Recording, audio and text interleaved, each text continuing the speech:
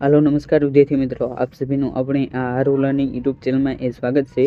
આજના આ વિડિયો અંદર આપણે ગુજરાત હાઈકોર્ટ દ્વારા જે બેલીફની જે ભરતી જાહેર કરવામાં આવી હતી અને જેની માટેની એ બીજી પરીક્ષા રહી એ 2025માં એ લેવાની છે, તેની માટે રહી એ આપણે સ્પેશિયલ રમતગમતની રહી એની સિરીઝની શરૂઆત કરી છે, જેની માટેનો આ પહેલો લેક્ચર છે, જેની અંદર આપણે યોગ એટલે જે યોગ આવ્યા તેના એ પ્રકારો જોઈશું, એટલે કે યોગના એ કેટલા પ્રકાર હોય, જેની અંદર એ રાજયોગ, ધ્યાન યોગ, કર્મયોગ, ધ્યાન યોગ એ બધાના એ શું મતલબ થાય અને તેની અંદર એ કોને કોને કહેવામાં આવશે તેને એ જોઈશું। અને ત્યારબાદ જે યોગા વિશે જે મહત્વના જે પાઠ્યપુસ્તકમાં જે એમસીક્યુ પ્રશ્નો આપવામાં આવ્યા છે તેને પણ એ સોલ્વ કરીશું। અને ત્યારબાદ જે યોગા વિશે જે અગાઉની પરીક્ષામાં જે મહત્વના પ્રશ્નો જે પૂછેલા છે તેને પણ એ જોવાનો પ્રયત્ન કરીશું, જેથી તમને તેમાંથી કોઈ પણ પ્રશ્ન પૂછાય તો તે એ તમને સહેલાઈથી આવડી શકે। માટે તમે આ વિડીયો તેને એ છેલ્લા સુધી જોવાનો આગ્રહ રાખજો। અને જો તમે એ હાઈકોર્ટ બેલીફની એ તૈયારી કરતા હો તો તમે આ ચેનલ તેને પણ એ સબસ્ક્રાઈબ કરી લેજો, કેમ કે તેની અંદર એ હાઈકોર્ટ બેલીફના એ મહત્વના જે વિડીયો રહ્યા તેના એ લેક્ચર એ આપણે જે આ ચેનલ લે તેની અંદર એ નિયમિત સમય એ મૂકતા રહીશું। માટે તેની નોટિફિકેશન એ તમને સૌથી પહેલાં મળી રહે તે માટે જે ઓલ આઇકન રહ્યું તેની પણ એ પ્રેસ કરી દઈશું, જેથી જ્યારે પણ એ વિડીયો અપલોડ કરો તો તેની માહિતી રહે એ તમને સૌથી પહેલાં મળી રહે। હવે એ આપણે વિડીયોની શરૂઆત કરી, તેની અંદર એ સૌથી પહેલાં તો વાત કરી કે યોગ રહ્યું એ ભારતે વિશ્વને આપેલી એ અનુપમ ભેટ છે, એટલે કે જે યોગ રહ્યું તેની એ માતૃભૂમિ રહી એ ભારત છે। અને ત્યારબાદની વાત કરીએ કે વેદમાં એ 6 દર્શન પરંપરા રહી એ જોવા મળે છે, જેને એ 6 દર્શન તરીકે પણ ઓળખવામાં આવે છે, એટલે કે જે 4 જે ભારતના મહત્વના વેદ રહ્યા જેની અંદર એ ઋગ્વેદ, યજુર્વેદ, સામવેદ અને અથર્વવેદ આ જે 4 વેદ રહ્યા એ ભારતના પ્રાચીન એ વેદો છે। અને જેની અંદર એ સૌથી પ્રાચીન વેદ રહ્યો એ ઋગ્વેદ છે। આ જે 4 વેદ રહ્યા તેની અંદર એ 6 દર્શન પરંપરાનો વાત કર્યો છે, જેની અંદર એ 6 દર્શન તરીકે ઓળખવામાં છે। અને જે આ 6 દર્શન છે તેની અંદર એ વૈશિક દર્શન, ન્યાય દર્શન, યોગ દર્શન, સાંખ્ય દર્શન, પૂર્વ મીમાંસા અને ઉત્તર મીમાંસા આ 6 એ 6 દર્શન છે। અને તેના લેખકોની વાત કરીએ જેની અંદર એ જે વૈશિક દર્શન તેના લેખક એ મહર્ષિ કણાદ છે, ન્યાય દર્શન તેના લેખક એ ગૌતમ મુનિ છે, જ્યારે યોગ દર્શન તેના લેખક એ મહર્ષિ પતંજલિ છે, સાંખ્ય દર્શન તેની અંદર એ કપિલ મુનિ રહ્યા એ તેના લેખક છે, જ્યારે પૂર્વ મીમાંસા રહ્યા તેના લેખક એ મહર્ષિ જૈમિની છે, અને જે ઉત્તર મીમાંસા રહ્યું તેના લેખક એ મહર્ષિ બાદરાયણ છે। માટે તમને જે આ 6 દર્શન તેના નામ અને તેના એ લેખક કયા છે તે રીતે એ તમારે યાદ રાખવું। માટે આમાંથી ઘણા બધા પ્રશ્નો એ પૂછેલા છે, માટે આ જે કોષ્ટક રહ્યું તેને એ તમારે ખાસ કરીને યાદ રાખી લેવું। અને ત્યારબાદની વાત કરીએ કે યોગસૂત્ર ગ્રંથની રચના રહી એ મહર્ષિ પતંજલિ તેના દ્વારા એ કરવામાં આવી છે, એટલે કે જે યોગ માટે જે ખૂબ જ મહત્વનો જે ગ્રંથ રહ્યો એ યોગસૂત્ર છે। અને જે આ યોગસૂત્ર ગ્રંથ રહ્યો તેની રચના એ મહર્ષિ પતંજલિ કરી હતી। અને જે આ મહર્ષિ પતંજલિ એ જે તક્ષશિલા વિદ્યાપીઠ જે પાકિસ્તાનમાં આવેલી છે તેના રહ્યા એ પ્રાચાર્ય હતા।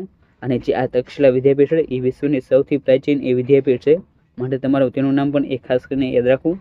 અને ત્યારબાદની વાત કરીએ કે યોગ શબ્દ રહ્યો એ સંસ્કૃત જે યુઝ ધાતુ રહ્યો તેના પરથી એ બનેલો છે, અને જેનો અર્થ એ જોડાણ, મિલન, મેળાપ કે સંયોગ એ તેનો અર્થ થાય છે। અને ત્યારબાદ એ દરેક વ્યક્તિ એ દિવ્યતા પ્રાપ્ત કરવાની એ સંભાવના ધરાવે છે। અને જે આ વાક્ય તે કહેનાર એ સ્વામી વિવેકાનંદ હતા। અને જે આ સ્વામી વિવેકાનંદનો જે જન્મદિવસ હોય જે 12 જાન્યુઆરી તેને એ રાષ્ટ્રીય યુવા દિવસ તરીકે પણ ઉજવવામાં આવશે। માટે તમારે જે સ્વામી વિવેકાનંદની જે પણ માહિતી હોય તેને એ ખાસ કરીને યાદ રાખી લેવી, કેમ કે તે એના પ્રશ્ન એ કોઈ પણ પરીક્ષા હોય તેની અંદર એ અવશ્ય પૂછાતા જ હોય છે। અને ત્યારબાદની આપણે વાત કરીએ તેની અંદર એ વાસ્તવમાં યોગ રહ્યું એક પ્રકારનું એ મનોવિજ્ઞાન છે, એટલે કે તમને એમ પૂછે કે યોગ એ નીચેનામાંથી શું છે તો તેની અંદર એ સામાજિક વિજ્ઞાન એવા જે જવાબ આપ્યા હોય તેની અંદર એ તમારે જે મનોવિજ્ઞાન તેને એ ટીક કરવાનું રહેશે। અને ત્યારબાદ એ એક્ય સાધવા માટેના જે વિવિધ માર્ગો રહ્યા તેને એ ટૂંકમાં યોગ તરીકે ઓળખવામાં આવશે। અને ત્યારબાદ આપણે જે યોગના જે વિવિધ જે પ્રકારો રહ્યા તેને એ જોવાનો પ્રયત્ન કરીશું, જેની અંદર એ પહેલો પ્રકારની વાત કરીએ કે તેનો એ પહેલો પ્રકાર ભક્તિ દ્વારા જે એક્ય સાધુ એટલે કે તેને એ ભક્તિ યોગ કહેવામાં આવશે, એટલે કે જે આ ભક્તિ યોગ હોય તેની અંદર એ ભક્તિ રહ્યું તેનું એ મહત્વ રહેલું છે, અને તેના દ્વારા જે પણ એ સાધવામાં આવે તેને એ ભક્તિ યોગ કહેવામાં આવશે।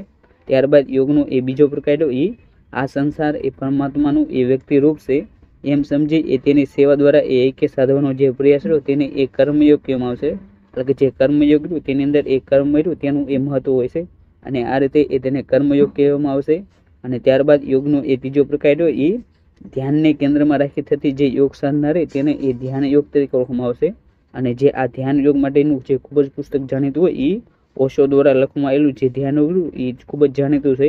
અને જે આ યોગનો જે આ ત્રીજો પ્રકાર રહ્યો ધ્યાન યોગ એ જે હાઈકોર્ટ દ્વારા જે 2024માં જે કોર્ટ એટેન્ડન્ટને જે પેપર લેવાનું હતું તેની અંદર આ પ્રશ્ન હતો એ બેઠે બેઠો પૂછેલો છે. માટે તમારે આ યોગના જે પણ પ્રકારો છે તેને એ ખાસ કરીને યાદ રાખી લેવા. અને ત્યારબાદ આપણે યોગનો એ ચોથા પ્રકારની વાત કરીએ, જેની અંદર એ બુદ્ધિ વડે આ સૃષ્ટિ અને તેના રચનાકારની એ સમજ પ્રાપ્ત કરી જ્ઞાનના માર્ગે એકી સાધવાનો જે પ્રયાસ કરવામાં આવે તેને એ જ્ઞાન યોગ કહેવામાં આવશે. એટલે કે જે આ જ્ઞાન યોગ હોય તેની અંદર એક જ્ઞાન એ મહત્વ રહેલું હોય છે, માટે તેને એક જ્ઞાન યોગ કહેવામાં આવશે. અને ત્યારબાદ યોગનો એ પાંચમો પ્રકાર હોય, જેની અંદર એ યમ અને નિયમ દ્વારા એ માનસિક અને શારીરિક સ્વાસ્થ્ય કેળવાય તે એટલે હઠયોગ.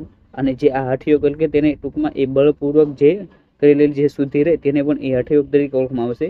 એટલે કે હઠયોગનું એ સામાન્ય ઉદાહરણ એ આ જીમ રહ્યું તેની અંદર એ મોટા ભાગના જવાથી એ કષ્ટ થતું હોય છે, પરંતુ તેની અંદર એ આપણે બળપૂર્વક એ શરીરને એ સ્વચ્છતા મળે, એટલે કે જે આરોગ્ય સુધરે તે માટે એ જે બળપૂર્વક એ કોઈ પણ યોગ કરવામાં આવે તેને એ હઠયોગ કહેવામાં આવશે.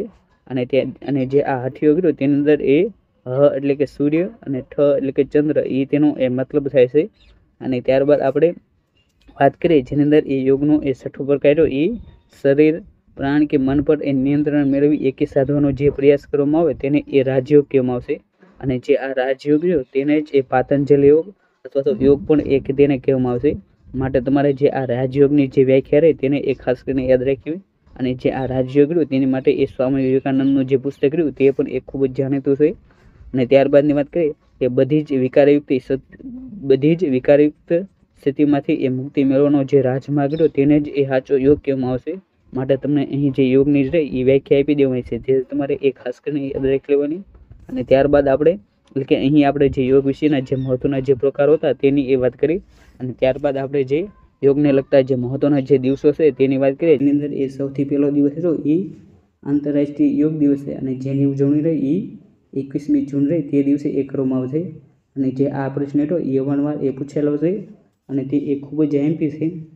અને જે આંતરરાષ્ટ્રીય યોગ દિવસ રહ્યો તેની એ ઉજવણી માટેનો પ્રસ્તાવ રહ્યો એ ભારત દ્વારા રજૂ કરવામાં આવ્યો, અને જેની મંજૂરી રહી એ 11 ડિસેમ્બર 2014માં એ તેને મંજૂરીમાં આપવામાં આવી હતી.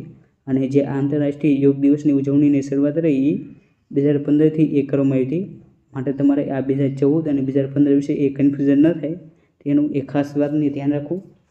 અને ત્યારબાદ આપણે 2024માં એ 10મા નંબરનો જે આંતરરાષ્ટ્રીય યોગ દિવસ હતો તેની એ ઉજવણી કરવામાં આવી હતી. અને જે આ 10મો આંતરરાષ્ટ્રીય યોગ દિવસ ઉજવવાનો તેની થીમ રહી yoga for self and society એ તેની થીમ હતી.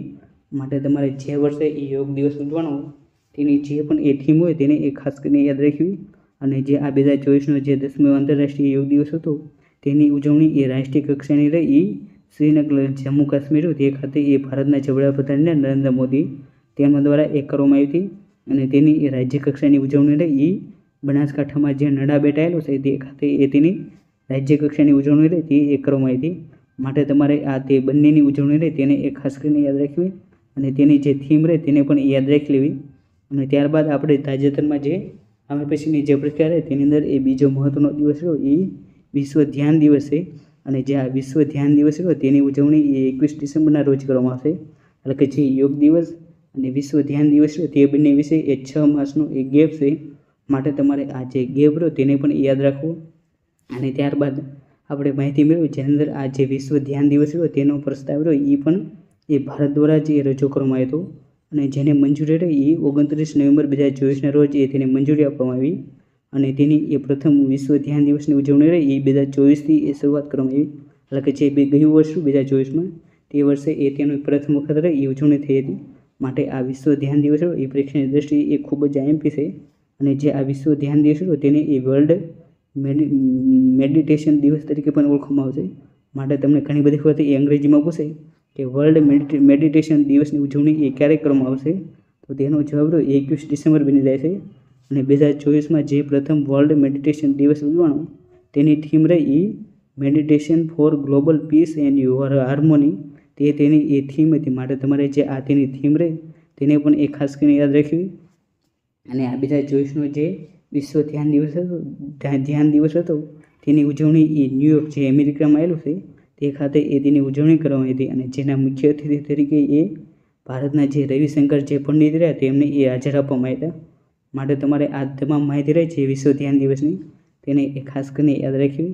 અને ત્યારબાદ આપણે જે અમે યોગ વિશે જે પાઠ્યપુસ્તકમાં જે પ્રશ્નો આપેલા છે તેની વાત કરીએ, જેની અંદર એ સૌથી પહેલો પ્રશ્ન કે આંતરરાષ્ટ્રીય યોગ દિવસ એ કયા દિવસે યોજાય છે? તો જે આંતરરાષ્ટ્રીય યોગ દિવસ છે તેની ઉજવણી એ 21મી જૂનના રોજ કરવામાં આવશે, માટે જે ઓપ્શન બી તે તેનો એ જવાબ બને છે.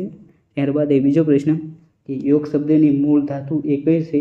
તો જે યોગ શબ્દ રહ્યો એ મૂળ સંસ્કૃતનો જે યુજ શબ્દ રહ્યો તેના ઉપરથી એ ઉતરી આવેલો છે, માટે જે ઓપ્શન સી રહ્યો યુજ તે તેનો એ જવાબ બને છે. અને ત્યારબાદ એ ત્રીજો પ્રશ્ન કે યોગ રહ્યો એ કોને અટકાવે છે? તો યોગ રહ્યો એ જે આપણી મનની જે વૃત્તિઓ એટલે કે જે ચિત્તની જે વૃત્તિઓ તેને એ અટકાવે છે, માટે જે ઓપ્શન સી રહ્યો ચિત્ત વૃત્તિઓને તે એ તેનો જવાબ બને છે. અને ત્યારબાદ એ ચોથો પ્રશ્ન કે ચેતાતંત્રની એ કાર્યક્ષમતાનો આધાર જો એ શેના પર રહેલો છે? તો જે ચેતાતંત્ર તેની એ કાર્યક્ષમતા રહે તેનો આધાર એ કરોડોની જે સ્થિતિસ્થાપકતા રહે તેના ઉપર એ રહેલો છે, માટે જે ઓપ્શન બી તે તેનો એ જવાબ બને છે. એટલે કે અહીં જે આપણે પાઠ્યપુસ્તકના જે મહત્વના જે પ્રશ્નો હતા તેને એ જોવાનો પ્રયત્ન કર્યો. ત્યાર પછી આપણે જે યોગ વિશે જે અગાઉની જે પરીક્ષામાં જે પૂછેલા પ્રશ્નો હતા તેને એ જોવાનો પ્રયત્ન કર્યો. જે તમને એ પૂછાય તો તે એ તમને સહેલાઈથી એ આવડી શકે. તો તેની અંદર એ સૌથી પહેલો પ્રશ્ન રહ્યો એ વિશ્વ ધ્યાન દિવસની ઉજવણી રહે એ ક્યારે કરવામાં આવશે? તો જે વિશ્વ ધ્યાન દિવસ રહ્યો તેની ઉજવણી એ 21 ડિસેમ્બરના રોજ કરવામાં આવશે, માટે જે ઓપ્શન ડી રહ્યો તે તેનો એ જવાબ બને છે. ત્યારબાદ એ બીજો પ્રશ્ન કે આંતરરાષ્ટ્રીય યોગ દિવસની ઉજવણી રહે એ ક્યારે કરવામાં આવશે?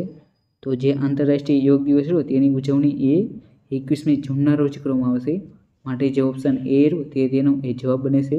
ત્યારબાદ એ ત્રીજો પ્રશ્ન કે આંતરરાષ્ટ્રીય યોગ દિવસની ઉજવણીને એ મંજૂરી રહી એ ક્યારે આપવામાં આવી હતી?